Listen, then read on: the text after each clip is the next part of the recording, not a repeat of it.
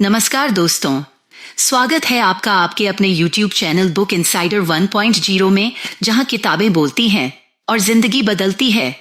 दोस्तों, जरा सोचिए, क्या आपने कभी ऐसा पल जिया है जब समय रुक सा गया हो, जब आप किसी काम में इतने डूब गए हों कि आपको बाहर की कोई आवाज, कोई परेशानी, कोई थकान महसूस ही ना हुई हो। वो पल जब आप पूरी तरह काम और खुद के बीच खो जाते हैं। इसे ही महान मनोवैज्ञानिक मिहाले ने नाम दिया फ्लो, यानी कि पूर्ण एकाग्रता की अवस्था, यानी कि बहाव, वो मानसिक स्थिति जिसमें इंसान पूरी एकाग्रता और आनंद के साथ अपने काम में डूब जाता है।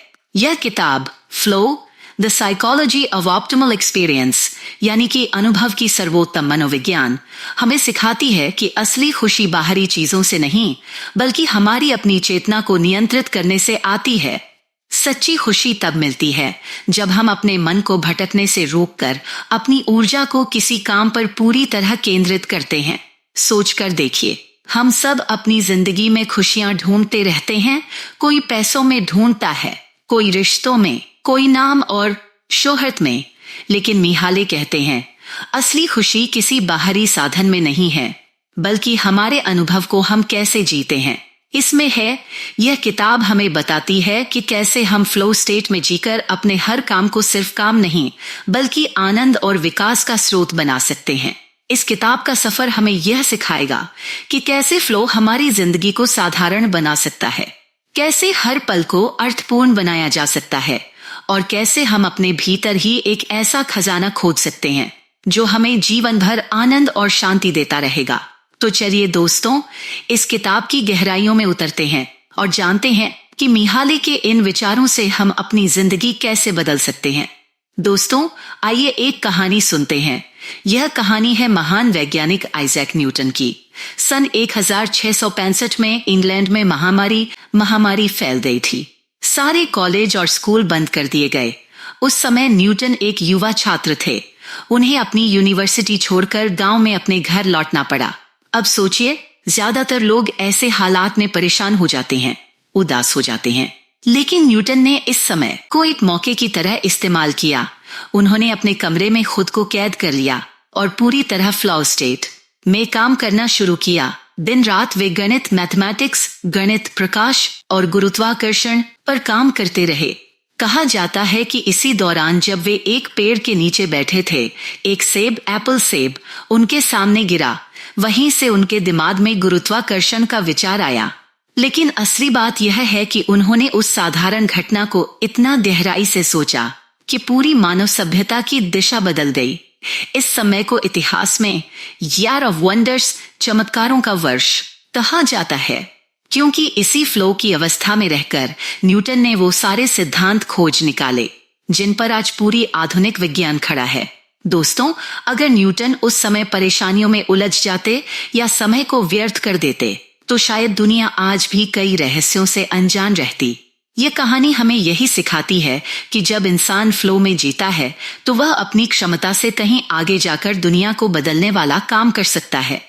सबक एक, ध्यान की शक्ति, अपनी चेतना को काबू में रखो। दोस्तों, मिहाले कहते हैं कि इंसान की असली ताकत उसके दिमाग की एनर्जी, यानी कि ऊर्जा को किस दिशा में लगाया जाता है, इसमें है। हमारी अटेंशन, यानी कि ध्यान ही वो दरवाजा है जिससे खुशी, सफलता और शांति हमारे जीवन में आती है। अक्सर हम अपनी चेतना को बिखरे हुए ढंग से इस्तेमाल करते हैं। कभी मोबाइल पर स्क्रॉल करते रहते हैं, कभी नकारात्मक बातों में फंस जाते हैं, कभी दूसरों की सोच में उलझ जाते हैं। पर मिहाले कहते हैं, अगर हम अपने अटेंशन को नियंत्रित कर लें और उसे सही काम पर लगाएं, तो हम अपने हर पल को फ्लो स्टेट में जी सकते हैं। यानी कि असली खुशी तब आती है जब हम बेमतलब भटकने के बजाय किसी काम पर पूरा ध्यान लगाते हैं। कहानी माइकल जॉर्डन, ध्यान की ताकत। अब आइए इस सबक को एक असली कहानी से समझते हैं। ये कहानी है बास्केटबॉल के महान खिलाड़ी माइकल जॉर्डन की दुनिया उन्हें आज खेलों का भगवान मानती है, लेकिन उनकी असली ताकत सिर्फ शारीरिक क्षमता नहीं थी, बल्कि उनका ध्यान, अटेंशन था।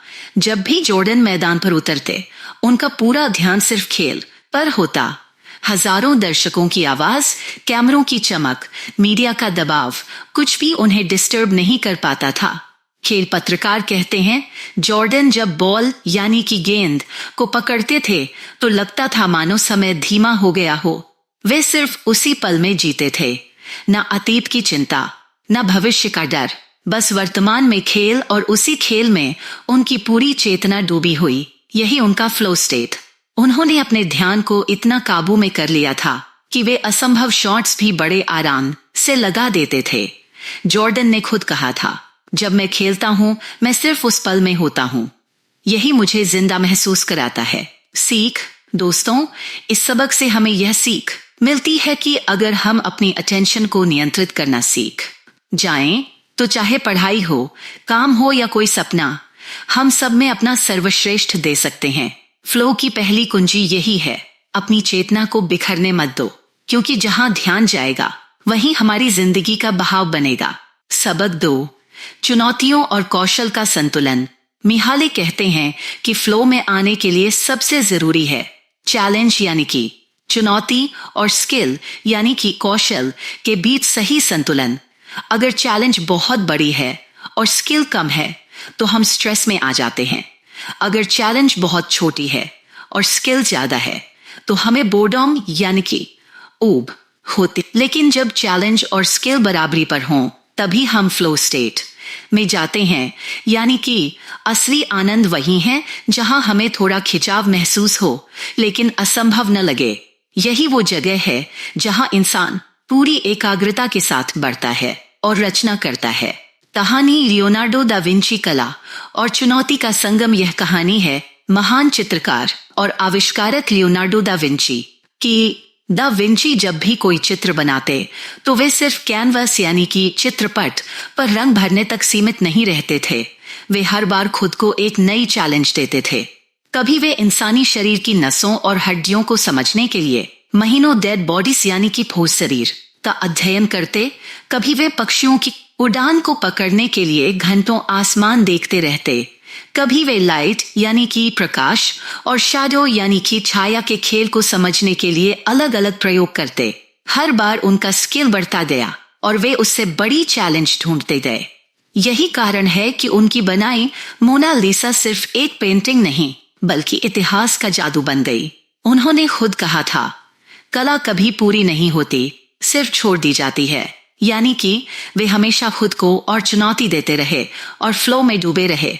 दोस्तों, यह कहानी हमें सिखाती है कि अगर हमें जीवन में फ्लो चाहिए तो हमें हमेशा अपने स्किल को चैलेंज से मिलाना होगा। ना इतना आसान कि ऊब जाएं, ना इतना कठिन कि डर जाएं। फ्लो वही है जहां हम पूरी तरह खो जाते हैं और हमारी असली क्रिएटिविटी यानी कि सृजनशीलता बाहर आती है। सबक 3, ध्यान की शक्ति। फ्लो की असली पहचान है पूरा ध्यान सिर्फ उसी काम में होना जिसे आप कर रहे हैं। जब इंसान पूरी तरह किसी काम में डूब जाता है तो समय का एहसास तक खो देता है। ना थकान महसूस होती है, ना बोरियत, बस एक अजीब सी तृप्ति और गहरी खुशी मिलती है।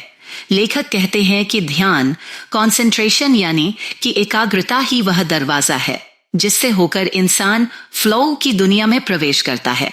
लेकिन आज की दुनिया में ध्यान भटकाने वाली चीजें इतनी ज्यादा हैं, मोबाइल फोन, सोशल मीडिया, अनगिनत नोटिफिकेशन, कि लोग गहरी एकाग्रता तक पहुंच ही नहीं पाते। याद रखिए, जब तक ध्यान बिखरा रहेगा फ्लो कभी नहीं आएगा। माइकल फेल्प्स का ध्यान इस शक्ति का सबसे बड़ा उदाहरण है।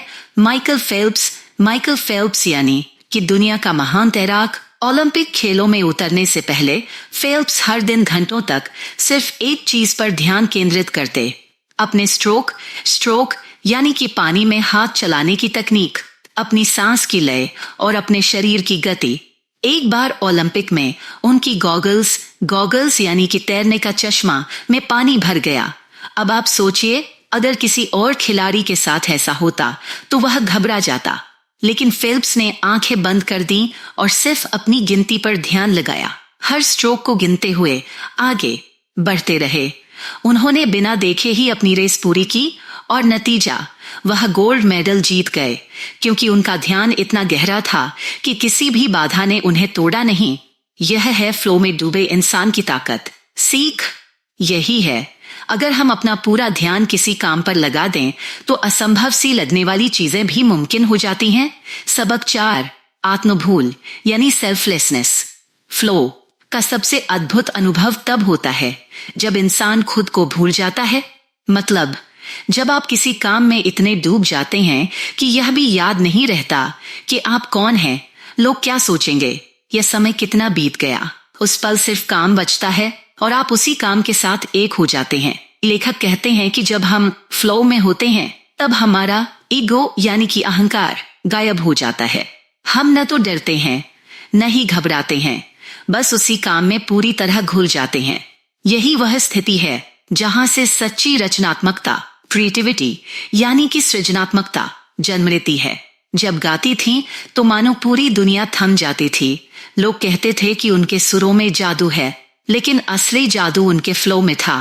एक बार रिकॉर्डिंग के दौरान वह इतनी तल्लीन, इमर्स्ड यानी कि डूबी हुई हो गई कि उन्हें पता ही नहीं चला कि बाहर घड़ी की सुइयां कितनी तेजी से घूम रही हैं।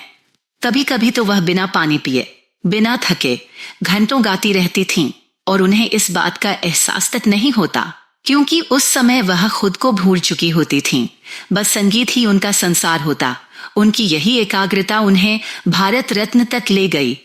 सीख यह है, जब हम किसी काम में खुद को भूल जाते हैं तभी हम अपने भीतर छिपी सच्ची क्षमता को बाहर लाते हैं। फ्लो हमें सिखाता है कि अपनी पहचान खोने से डरना नहीं चाहिए, क्योंकि वहीं से असली महानता जन्म लेती है। सबक 5, कौशल और चुनौती का संतुलन। फ्लो का सबसे अहम राज है स्किल यानी कि कौशल और चैलेंज यानी कि चुनौती का संतुलन। अगर चुनौती बहुत आसान होगी तो हमें बोरियत, बोर्डम यानी कि ऊब महसूस होगी। अगर चुनौती बहुत मुश्किल होगी तो हमें चिंता, एंजाइटी यानी कि बेचैनी होगी। लेकिन जब चुनौती हमारे कौशल के स्तर के बराबर होती है तभी फ्लो की स्थिति बनती है। लेखक कहते हैं, जिंदगी को रोमांचक, एक्साइटिंग यानी कि उत्साहजनक बनाने के लिए हमें ऐसे काम करने चाहिए जो ना तो बहुत आसान हो और न ही नामुमकिन, बल्कि ऐसे हों जिनमें हम अपनी पूरी ताकत झोंक दें और हर बार कुछ नया सीखते जाएं। कहानी सचिन तेंदुलकर का संतुलन। क्रिकेट के भगवान कहे जाने वाले सचिन तेंदुलकर की जिंदगी इसका जीता जागता उदाहरण है। जब उन्होंने क्रिकेट खेलना शुरू किया तो छोटे छोटे गेंदबाजों के सामने खेलना उनके लिए आसान था, लेकिन उन्होंने वहीं नहीं रुक गए। उन्होंने लगातार अपने लिए बड़ी चुनौतियां चुनी। बड़े गेंदबाजों के सामने खड़ा होना, कठिन परिस्थितियों में खेलना। कई बार जब गेंदबाज उनसे बेहतर साबित हुए तो सचिन ने हार नहीं मानी, बल्कि उन्होंने अपना स्किल यानी कि कौशल और मजबूत किया। धीरे धीरे उन्होंने अपना खेल उस स्तर तक पहुंचा दिया जहां सबसे बड़ी चुनौतियां भी उनके लिए फ्लो का हिस्सा बन गईं। कहा जाता है कि जब सचिन बल्लेबाजी करने क्रीज पर उतरते थे तो उन्हें भीड़, कैमरे, दबाव कुछ याद ही नहीं रहता था। वह बस गेंद और बल्ले के बीच के संतुलन में पूरी तरह डूब जाते थे, यानी चुनौती और कौशल का परफेक्ट मेल। यह है, अगर आप हमेशा बढ़ना चाहते हैं तो अपनी जिंदगी में ऐसे काम चुनें जिनमें चुनौती और कौशल दोनों बराबरी से मौजूद हों। यही संतुलन आपको फ्लो की स्थिति में ले जाएगा और आपको महान बनाएगा। सबक 6, फ्लो और रचनात्मकता का जादू। फ्लो सिर्फ काम को आसान बनाने का नाम नहीं है, बल्कि यह हमारी क्रिएटिविटी यानी कि रचनात्मकता को सबसे ऊंचे स्तर पर ले जाता। जब इंसान फ्लो में होता है तो उसके दिमाग में नए नए विचार, आइडियाज यानी कि सोच जन्म लेते हैं। वह चीजों को अलग नजरिए से देखता है और समस्याओं का हल भी उसी वक्त सूझ जाता है। लेखक कहते हैं, जो लोग अपने जीवन में बार बार फ्लो की स्थिति में जाते हैं वे कलाकार, वैज्ञानिक और खोजकर्ता बन जाते हैं, क्योंकि उनका दिमाग सिर्फ काम नहीं करता बल्कि कुछ नया गढ़ता है। कहानी आइंस्टाइन का फ्लो। अल्बर्ट आइंस्टाइन, जिन्हें दुनिया का सबसे बड़ा वैज्ञानिक माना जाता है, उनका फ्लो अद्भुत था। कहा जाता है कि जब वे किसी समस्या पर काम शुरू करते थे तो दिन रात, समय और जगह का होश तक खो देते थे। वह अपने वायोलिन यानी कि संगीत वाद्य बजाकर भी फ्लो में जाते थे और अक्सर इसी दौरान उन्हें अपने वैज्ञानिक विचारों की झलक मिलती थी। एक बार वे इतने गहरे सोच में डूबे थे कि खाना पीना तक भूल गए, लेकिन इसी डूबने से उन्हें सापेक्षता का सिद्धांत, थियरी ऑफ रिलेटिविटी यानी कि सापेक्षता का सिद्धांत की प्रेरणा मिली, जिसने पूरे विज्ञान को बदल दिया। आइंस्टाइन कहते थे, मेरे सबसे बड़े विचार उस समय आए जब मैं पूरी तरह खुद को भूल चुका था और बस संगीत या गणित की दुनिया में जी रहा था। सीख यह है, फ्लो सिर्फ काम को बेहतर नहीं बनाता, बल्कि हमें नए आविष्कार और नई रचनाएं करने की ताकत देता है। अगर आप भी अपनी जिंदगी में कुछ अनोखा बनाना चाहते हैं तो फ्लो को अपनाना होगा। सबक 7, फ्लो और खुशी का असली रिश्ता। फ्लो केवल काम में दक्षता नहीं लाता, बल्कि हमारे हैप्पीनेस यानी कि खुशी का असली स्रोत बनता है। जब हम किसी काम में पूरी तरह डूब जाते हैं और अपनी पूरी अटेंशन यानी कि ध्यान उस काम पर लगाते हैं, तो हमें अंदर से संतोष, कंटेंटमेंट यानी कि तृप्ति महसूस होता है।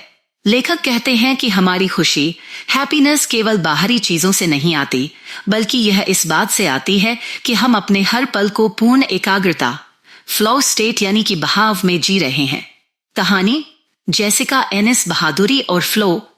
जेसिका एनिस हिल ब्रिटेन की मशहूर एथलीट और हेक्टलॉन हेने के साथ इवेंट वाली दौड़ की चैंपियन इस बात की जीवंत मिसाल हैं। जेसिका ने कई मुश्किल प्रतिस्पर्धाओं का सामना किया। उनके लिए हर इवेंट एक नई चुनौती, चैलेंज थी, लेकिन उनके कौशल, स्किल ने उन्हें हर चुनौती में फ्लो में डूबने की क्षमता दी। एक बार ओलंपिक के दौरान हेक्टलॉन के अंतिम इवेंट में उनकी टीम का दबाव बहुत ज्यादा था। कई खिलाड़ी घबरा गए, लेकिन जेसिका ने अपने आप को पूरी तरह खेल में खो दिया। वह अपने हर कदम, हर छलांग और हर फेंक पर पूरी तरह ध्यान केंद्रित किए हुए थीं, और नतीजा, उन्होंने गोल्ड मेडल जीतकर दिखाया कि फ्लो में डूबा हुआ मन हर कठिनाई को पार कर सकता है और सच्ची खुशी ला सकता है। सीख दोस्तों, फ्लो का असली राज यही है। यदि आप अपने काम में पूरी एकाग्रता ला सकते हैं तो न केवल सफलता मिलेगी, बल्कि आपको असली खुशी और संतोष भी मिलेगा। दोस्तों, अगर आप इस किताब को और गहराई से समझना चाहते हैं तो इसका लिंक मैंने डिस्क्रिप्शन में दे दिया है। आप उसी लिंक से इसे खरीदकर पूरी किताब पढ़ सकते हैं। जीवन बदलने वाला संदेश। दोस्तों, आज हमने सीखा कि फ्लो यानी कि पूर्ण एकाग्रता की अवस्था केवल एक थ्योरी नहीं है, बल्कि हमारी जिंदगी में बदलाव लाने की एक शक्तिशाली कला है।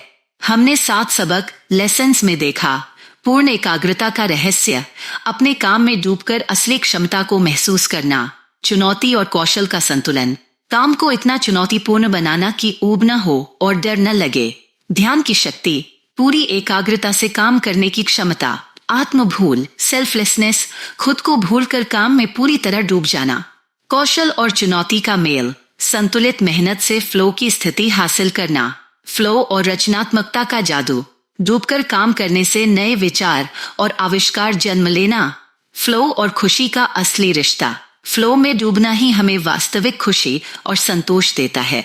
इन सबक की कहानियां, चाहे वह Albert Einstein, Leonardo da Vinci, Sachin Tendulkar या जेसिका एनिस हिल की हों, हमें यह दिखाती हैं कि फ्लो में डूबकर ही हम अपने जीवन को महान बना सकते हैं।